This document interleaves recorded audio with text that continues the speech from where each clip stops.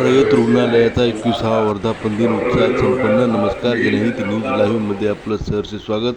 नांदेड शहरासह मराठवाड्यातील सर्वसामान्य गोरगरीब कष्टकरी जनतेला आरोग्यसेवा उपलब्ध करून देणाऱ्या रयत रुग्णालयाचा 21वा वर्धापन दिन मोठ्या उत्साहात नांदेड शहरामध्ये संपन्न झाला. यावेळी माजी खासदार डॉक्टर व्यंकटेश काब्दे तसेच मुंबई येथील डॉक्टर एस.पी. कुलकर्णी यांची प्रमुख उपस्थिती होती. आजच्या रयत रुग्णालयाच्या 21व्या वर्धापन दिनानिमित्त मला AI आणि हेल्थ केअर म्हणजे आरोग्य आणि आर्टिफिशियल इंटेलिजन्स कृत्रिम बुद्धिमत्ता याच्यासाठी बोलायला आमंत्रित केलं गेलं होतं. आणि डॉक्टर सुरेश सुरसाळे, डॉक्टर भट्टड आणि डॉक्टर माननीकर यांनी त्यात पुढाकार घेतला. आज आपण AI पासून दूर जाऊ शकत नाही. AI प्रत्येक आपल्या फील्डमध्ये आहे आणि डॉक्टरनी आणि पेशंटनी पण AIचा जबाबदार वापर कसा करायचा ह्याच्याबद्दल थोडक्यात मी माहिती देण्याचा प्रयत्न केला. आपल्या आजूबाजूला आपल्या मोबाईलमध्ये AIची अनेक साधनं आहेत. उदाहरणार्थ ChatGPT, गुगल असिस्टंट आहे.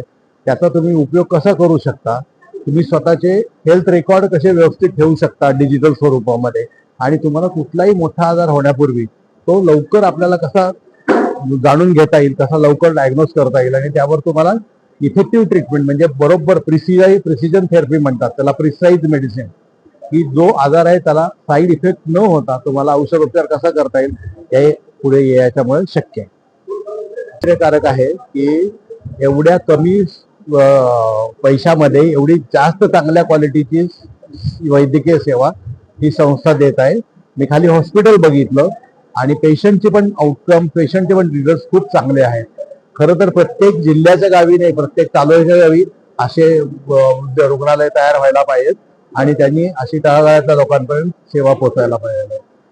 कुठली नवीन टेक्नॉलॉजी असेल, AI असू दे किंवा नवीन मशीन्स असू दे, अशा लोकांनी या गोष्टी अडॉप्ट केल्या, याचा जर अंगीकार केला, त्याचा जर उपयोग करून घेतला तर अजूनही किंमत पेशंटच्या खर्चाची कमी होऊ शकेल.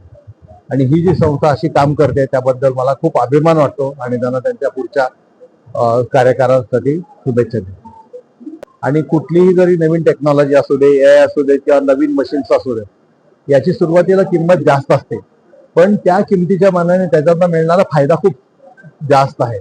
तर तो कमी म्हणजे त्याचा खर्च कमी करण्यासाठी आपल्या सोसायटीमधल्या आपल्या परिवारातील दानशूर व्यक्तींनी पुढे यावं आणि काही डोनेशन द्यावं. काही डोनेशन इन काइंड असतं, काही डोनेशन इन सपोर्ट असतं तुम्हाला.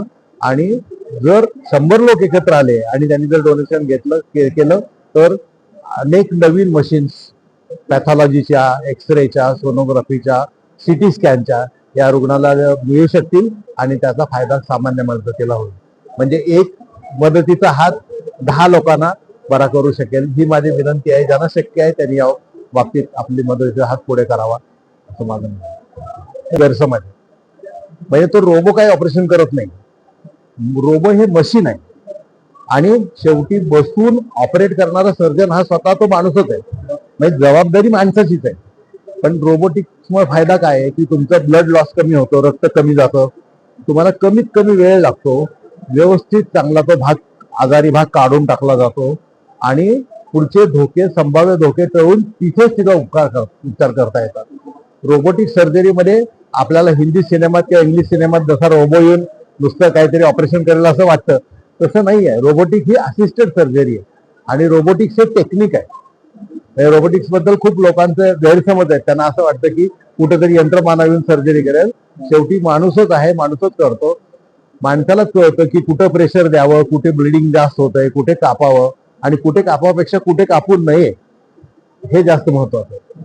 आणि रोबोटिक्स हे खूप मोठं तंत्रज्ञान म्हणजे अत्यंत मोठं वरदान आहे सर्जिकल फील्डसाठी. त्याच्यात मोठे छेद घेतले जात नाहीत शरीरामध्ये. छोट्या छोट्या भोकातनं तुम्ही काम करू शकता. त्याला लॅप्रोस्कोपिक रोबोटिक सर्जरी म्हणतात. आणि कृपा करून रोबोटिक्स बद्दलच्या ह्या आपण काय थोड्याशा गैरसमजुती आहेत त्या बाजूला ठेवून टाकू आणि चांगल्या गोष्टीकडे बघूया. आज दिनांक 26 जुलै 2024 रोजी रयत हॉस्पिटलच्या 21व्या वर्धापन निमित्त मी आज इथे आली. इथल्या डॉक्टर, मुंबईवरून आलेल्या डॉक्टर विद्वानांचं एक छान व्याख्यान जे होतं ते पण ऐकलं. रयत हॉस्पिटल हे नेहमी हे धर्मादाय रुग्णालय अंतर्गत चालविण्यात येत असून नेहमी प्रत्येक वेळी धर्मादायाच्या प्रत्येक कार्यक्रमामध्ये त्यांचा उत्स्फूर्त सहभाग असतो आणि 21व्या वर्धापनाच्या निमित्त शुभेच्छा करते की त्यांचं ते सहकार्य आहे ते धर्मादाय रुग्णालयाच्या वतीने सर्व गोरगरिबांपर्यंत पोहोचावं. धन्यवाद. मी सुधाकर टाक रयत आरोग्य मंडळ उपाध्यक्ष या नात्याने रयत आरोग्य मंडळाची स्थापना लोकांसाठी लोकांनी सुरू केलेलं हे रुग्णालय केवळ 30 रुपये प्रथम तपासणीमध्ये सुरू झालेलं आहे. आज 2026 22 वर्ष रयत रुग्णालय पूर्ण होत आहेत.